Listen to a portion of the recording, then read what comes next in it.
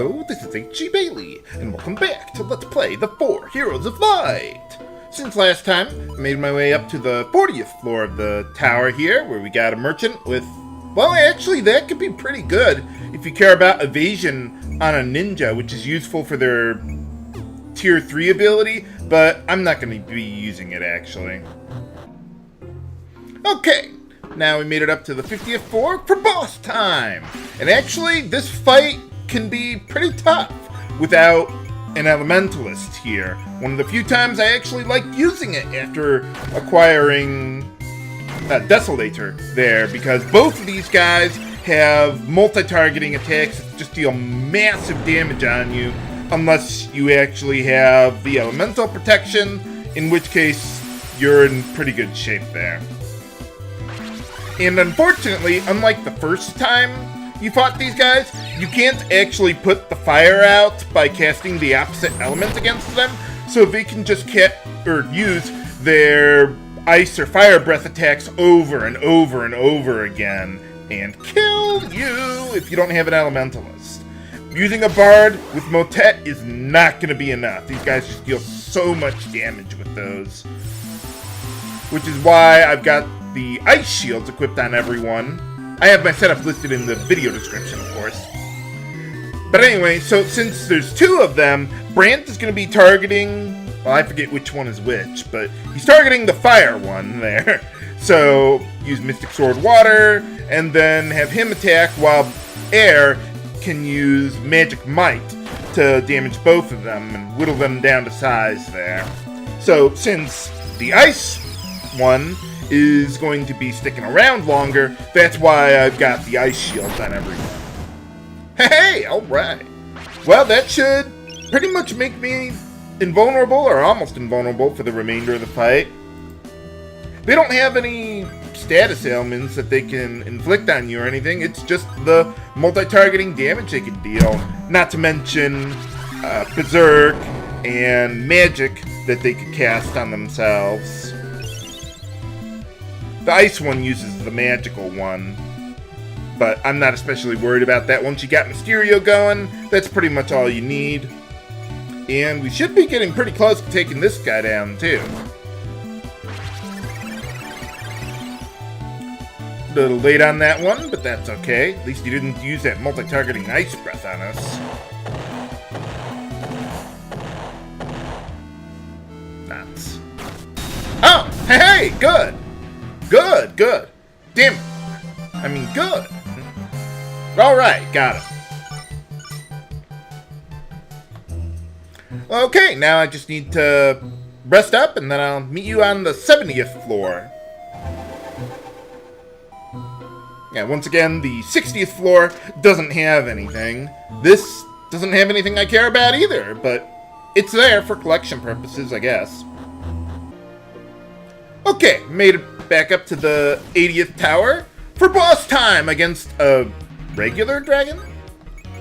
Why would they have a regular dragon before or after the red dragon?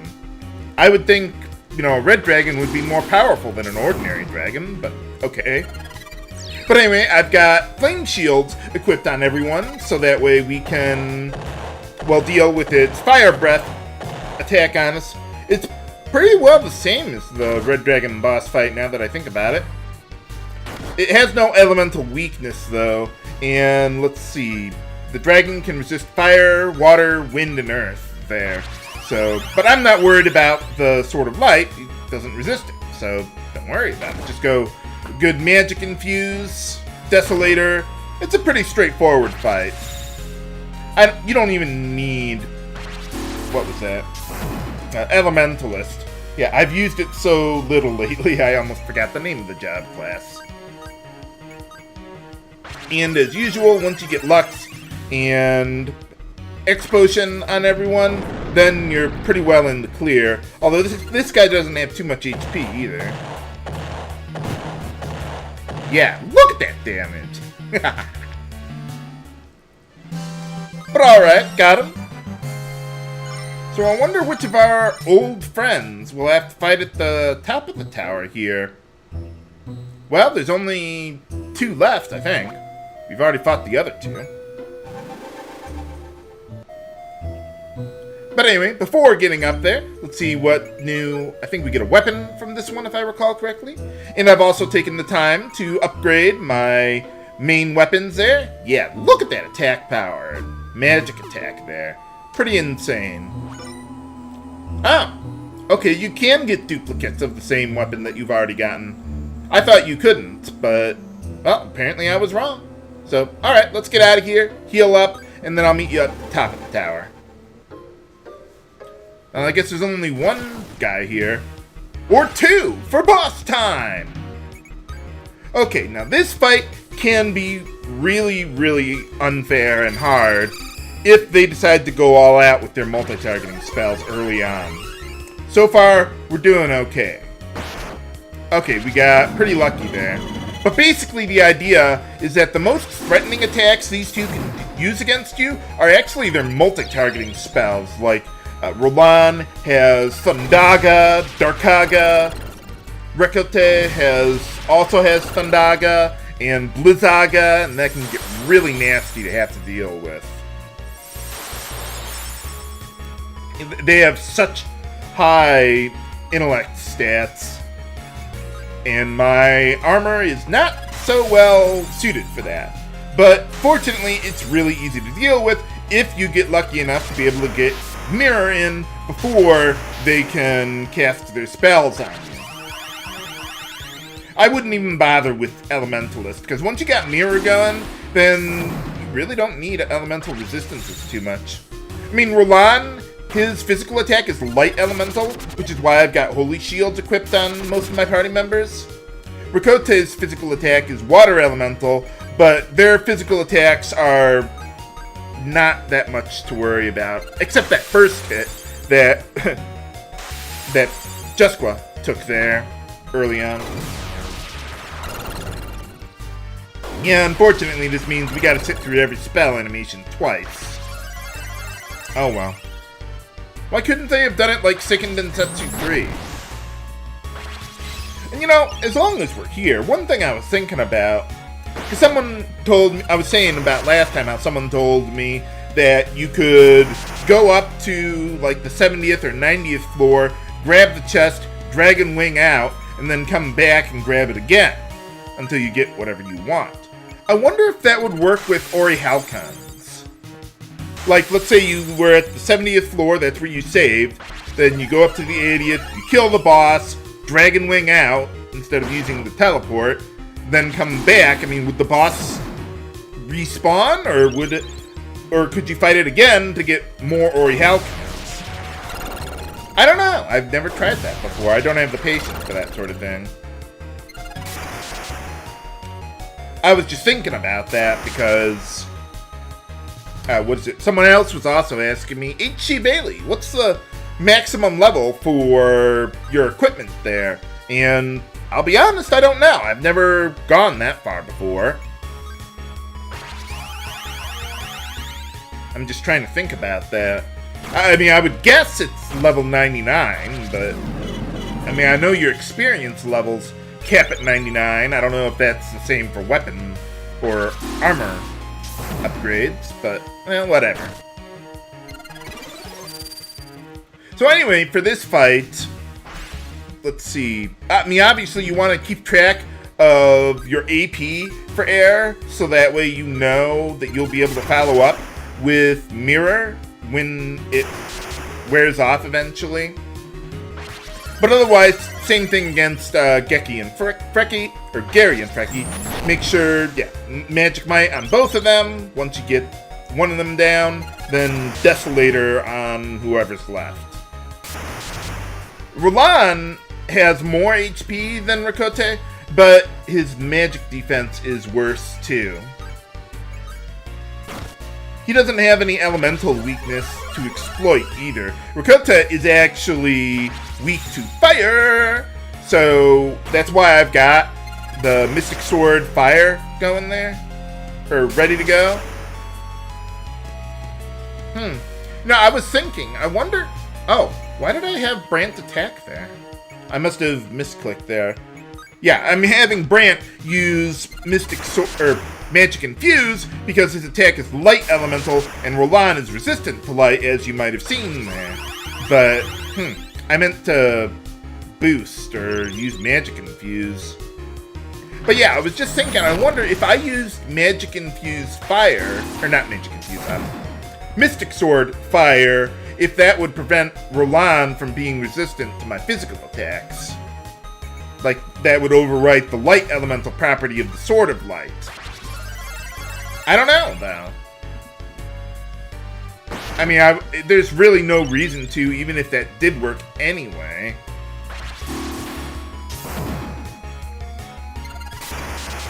And Magic Infuse is always going to deal more damage to him anyway, because he doesn't have an elemental weakness I can exploit.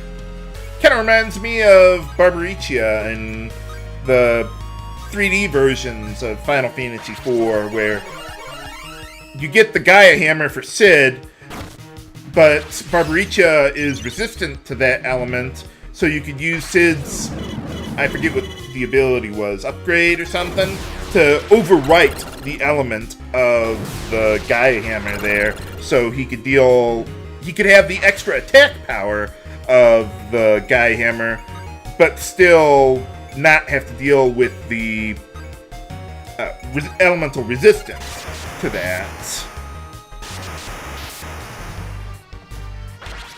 But in this case, it doesn't matter. I just use magical attack and that's that. Yeah, the ability I was thinking of was upgrade. Okay. For some reason, I thought there was another ability that Cid had there that began with the letter A, but the other two abilities are definitely not the one that does that. So, I haven't played the 3D versions of Final Fantasy IV quite as much as the 2D versions. Usually, if I just want to make a quick go of the game, I play the PSP version or something. I play it annually, pretty much. Same thing with Chrono Trigger, Soul Blazer, lots of old good games. But alright, so one down, one to go. Now, I still want to keep up on Mirror here, even though it is just Rakota, because her Blizzaga spell is devastating. And since I'm not using an Elementalist, I can't, increase my resistances to all that stuff. And I don't have Ice Shields for my party anyway. Too bad you can't switch equipment mid-battle for things like that. That's one of the big reasons why I like Spell Fencer, because I can take advantage of, or I can switch my elements and stuff on the go.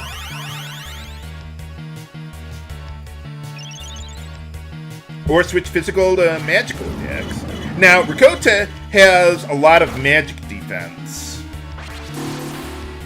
Ah, I didn't mean to use Magic Infuse. I need to use... what was it? Well, yeah, let's get some of our AP back. But yeah, I want to use Mystic Sword Fire against her, because I can deal a lot more damage to her that way. She does have better than average evasion, but not so much that it takes away from too much from the DPS of using physical attacks, that is. Yeah, so let's get Mystic Sword Fire going. There's something I was thinking about earlier. Rakota can cast Silence on you. You might have noticed that earlier in the fight. But I wonder if she casts Silence on Brandt there, because before my setup was using a Holy Shield on him with the Flame Gauntlet. But if she casts Silence on him, I was wondering, would that prevent him from using Mystic Sword with Fire? Because Silence only prevents you from using spells, not crown abilities. But I wonder if it would silence him being able to even select the Fire spell. Or maybe that would be an oversight or something. And maybe it's just too complicated. Don't worry about it. You're overthinking things, H.C. Bailey. But anyway, yeah, let's just try and keep our AP up, especially for Aire there. Someone's gonna take their turn before Yunita does. That's pretty much the big thing Yunita can do. Just keep going with those ethers. Too bad I can't use healthcare with it. Healthcare only works with HP restoration items. And I haven't been able to find an elixir yet, but if you did, using Yunita with Poison Pill would immensely speed things up. But it's just so rare that I don't think it's worthwhile to go out of your way to find those things. I was about to say, how much HP does she have left? But alright, got her. Hooray!